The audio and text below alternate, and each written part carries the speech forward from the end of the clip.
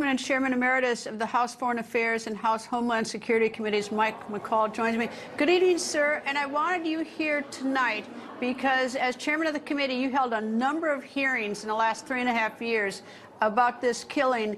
And finally, at least one person is about to at least face justice. He'll get a trial here. I think it's a great day for America. It's a great day for the Abbey families, who I became very close to in my Afghanistan investigation.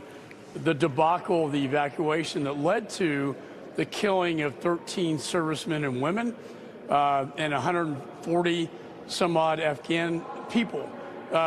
This was so well done. And I want to give a shout out to my dear friend, Director John Ratcliffe, who I think, within 1 month of being in office as a CIA director, I sense this intelligence is probably out there, just not acted upon.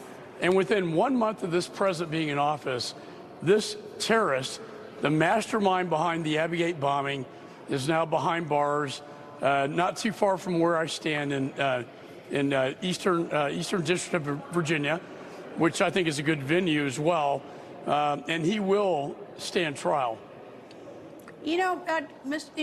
I think the one thing that, is particularly troubling about a lot of things here, I mean, there were 170 Afghan civilians were killed. We left a lot of people behind. We lost 13 members, but it has taken 3.5 years to find them. And I do tip my hat to John Ratcliffe, as well as the President of the United States, for getting him here in about 43 days.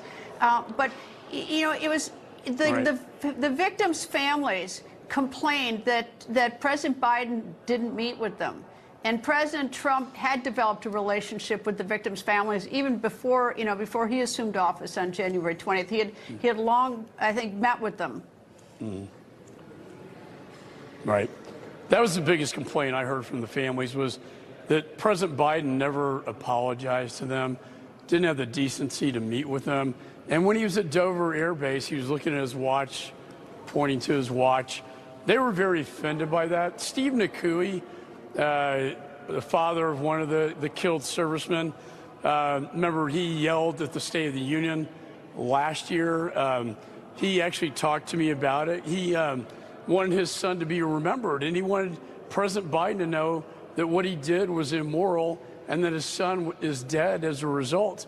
This has brought to any victim, as you know, Greta, being an attorney, as a federal prosecutor, the victims and the families are so important. I think what happened today, what was announced at the State of the Union yesterday, brought so much, I think, closure but satisfaction to them that finally we have a president that's willing to act on intelligence in a successful manner and get this thing done.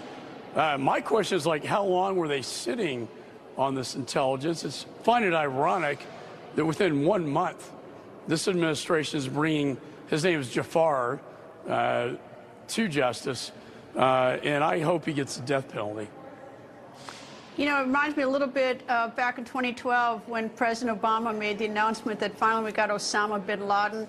Well, last night when the president made that announcement about those 13 members of our military, I felt the same sort of pride, that, we're going to go after the people who kill our Americans. And, last night was another example of it. And I think, and I still feel the pain for the victims' families, but I know that they have a little bit of closure.